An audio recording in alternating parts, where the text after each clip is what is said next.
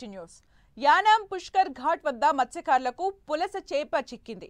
దాదాపు కిలోన్నర బరువున్న పులస చేప మత్స్యకారుల వలలో పడింది.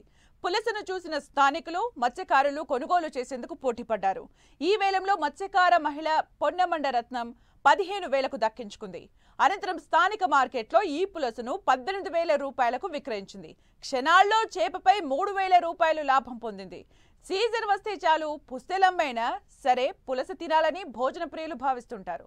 ఈ సీజన్లో కూడా పులసలు వలకు చిక్కుతుండటంతో అటు మత్స్యకారులు ఇటు కొనుగోలుదారుల్లో జోష్ నెలకొంది. గోదావరికి వరద నీరు వచ్చిందంటే పులస చేపల సందడి మామూలుగా ఉండదు. ఒకవైపు చేపల కోసం మత్స్యకారుల వేట, మరోవైపు పులస చేప దొరికితే కొనేసి ఎప్పుడు వండుకుందామా అంటూ పులస ప్రియులు వేచి చూస్తూ ఉంటారు. ప్రస్తుతం గోదావరికి ఎర్ర నీరు వస్తుండటంతో పులస చేపల కోసం వేట జోరందుకుంది. ఈ పులస చేప పులుసు ఉభయ గోదావరి జిల్లాల్లో చాలా ఫేమస్.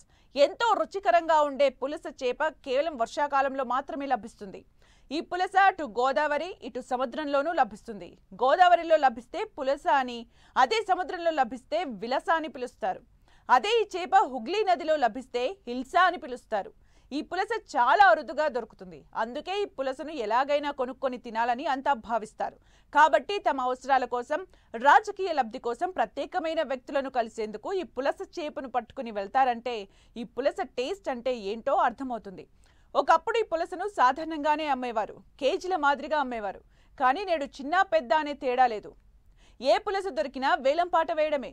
ఆ వేలం పాటలో ఎవరు అత్యధికంగా పాట పాడతారో వారే ఈ చేపను దక్కించుకుంటారు. పులస చేప పుట్టుక చాలా విచిత్రంగా ఉంది. ఈ పులస చేప శాస్త్రీయ నామం హిల్సా ఇలీషా. ఆరోహక వలస జాతికి చెందిన పులసల్ని సముద్రంలో ఉన్నప్పుడు విలసగా పిలుస్తారు. అయితే సంతానోత్పత్తి కోసం ఆస్ట్రేలియా, న్యూజిలాండ్, టాంజానియా వంటి సుదూర ప్రాంతాల నుంచి ఖండాలను దాటి హిందూ మహాసముద్రం మీదుగా ప్రయాణించి బంగాళాఖాతంలో ప్రవేశిస్తాయి. అఖండ గోదావరి నుంచి వరద నీరు వచ్చి 3 పాయలుగా విడిపోతుంది.